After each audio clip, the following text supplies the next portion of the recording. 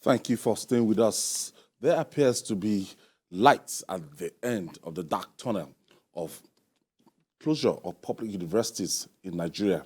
The Speaker of the House of Representatives, Femi Gbajabiamila, and the Academic Staff Union of Universities, ASUU, have let it be known that the 8-month-old strike by lecturers will soon be called off. While Gbajabiamila said most of the issues that caused the protracted crisis between ASUU and the federal government have been resolved, President of the union, Professor Emmanuel Osodeke, stated that there is hope for a resolution for the first time since the start of the strike. Let's hear from the two of them. It's basically what we have agreed with ASUU now is basically to put everything on paper, sign off, and I believe if we had met yesterday, ASUU and the papers have been drawn up, ASUU I'm sure would have called off the strike today, but we only just met behind closed doors now, and so we have to draw up the agreements as I have stated to you, and hopefully next couple of days, once of course ASUU has to get back to its base as well. From what we have seen today, I think for the first time since this action started, we are seeing light at the end of the tunnel, because this is the first time we are having such thing that, and we hope this time around, there will not be any attempt by any party or group to create something that will also make us run into anything again. We hope that this will be the final in the interest of our children. Our struggle, and I thank God the National Assembly are joining us, is for the educational system. BQ, I saw something interesting on your Facebook page before we started the program. Yes. So can you give us that timeline?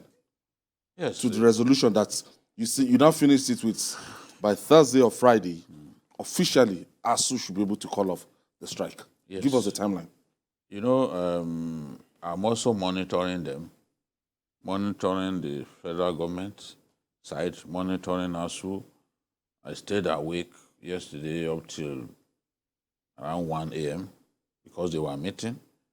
And I need to also have fillers. Yes. As at 10 p.m. yesterday, I called Femi Falana, and he gave me a snippet that, Ayo, it's over. Oh, I need to know how they are thinking. What will happen if this doesn't happen? What will happen? I needed to know, and I called them. One of them stepped out of the meeting to say, Jide, we are meeting, but I just, out of respect, needed to take your call. Don't worry, this is what is going on. Based on that, I can then tell Nigerians that, look, if things work according to plan, this is what will happen. ASUU is one of the best organized trade unions in our country and probably the most difficult to break because the structures ensure that the leaders cannot end the strike. So they can, and they can't end the strike. You must go through those structures. They are the ones, the ASUU members, the various schools, the zonal leadership, the Congress, they are the ones who will decide. When you have listened to because the zonal, they will have the zonal meetings, the zonal leadership. You start convening emergency congresses When those ones have held their meeting, you harvest the opinion from there.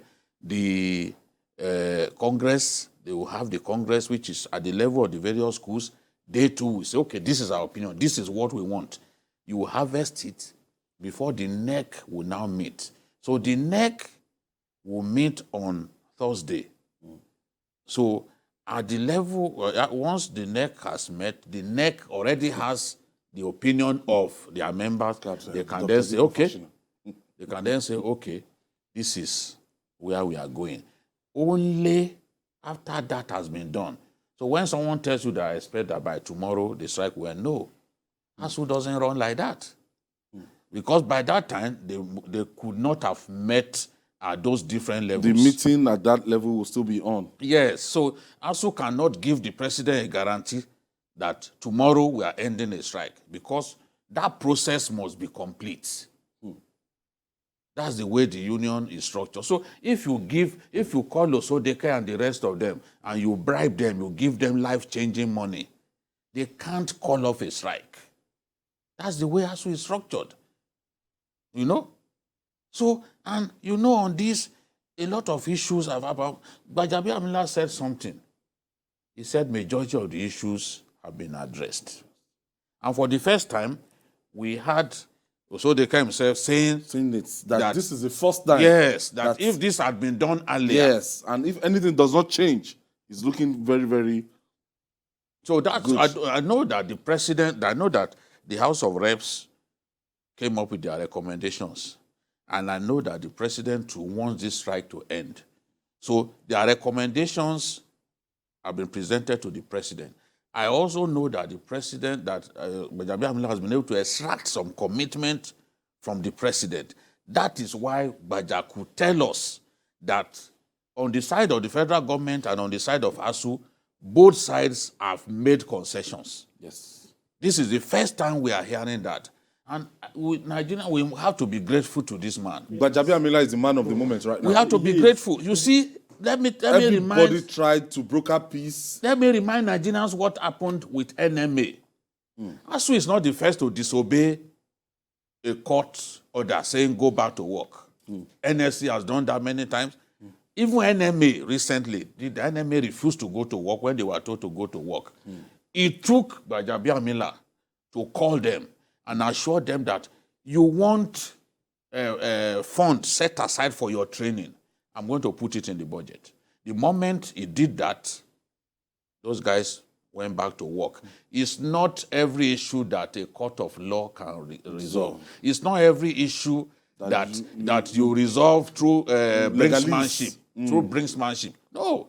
Sometimes you just have to allow a political solution. And we were saying it, you people should meet. You people should make concessions. Meet. Now we are seeing the result of that. There's light at the end of the tunnel, and Nigerians are happy. Students and parents, they'll be happy.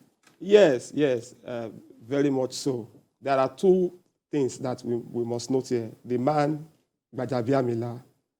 Please, let us remember a man like this, who is not just in leadership to show that, yes, I'm a leader.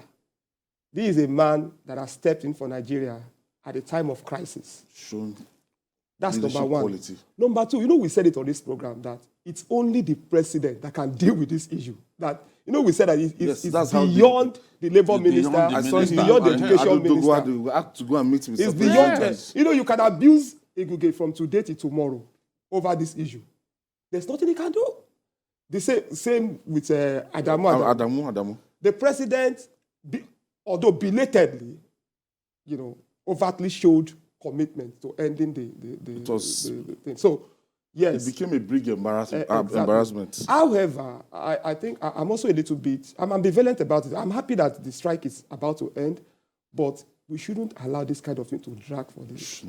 We've lost. It should not happen exactly. Again. Almost a session is gone. It's not happening again. Almost a session is gone because of this needless. Somebody said something to me that he said, I do know that because of this strike, some people's dream to be involved in the NYC scheme is gone. Yes. By the time they finish, they'll be over 30. Age officially, will have caught up with yes. them. Exactly. They will not be able to do it. Like, it can be 2 sessions that will be affected. The COVID time. And this one.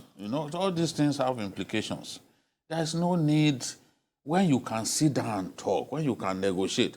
I know that it's not the fault of the Minister of Education, for example. He wanted the no work, no pay team put aside. It was the president that said, no, I will not pay. But there's no way you can send people back to work. They've not been paid since February and you expect that they will work. It's not going to happen. If the president insists on that, I'm not sure that ASUU will go back to work. You have to leave it there. Paul Dada, thank you so much. Thank you for your contribution. Julie, Honorable Abike Dabiri Rewa is 60 today. OON. Our sister. Godmother is 60 today. So, fantastic broadcaster in her day, Remember all those specials that she used to do on NTA. Remember the child with the nail in the head. around 1994 or so. It's like She did so many great stories. You know, Abike is a fantastic specimen as a journalist, and even as a politician, she has also proven to be a success. And whatever role you give her, she seems She to excels. just excel. Anywhere. You know? Anywhere. We wish her many 60, happy just returns like of the yesterday day. when she was 50 or 60. She's growing too. Every one the of boys us are is coming. growing. They are coming. They are coming forward. yeah, we can only wish her long life and prosperity. Yes, yes. And we hope she will hang out with us. Honestly, one of these days. The journalists like us, she should be ready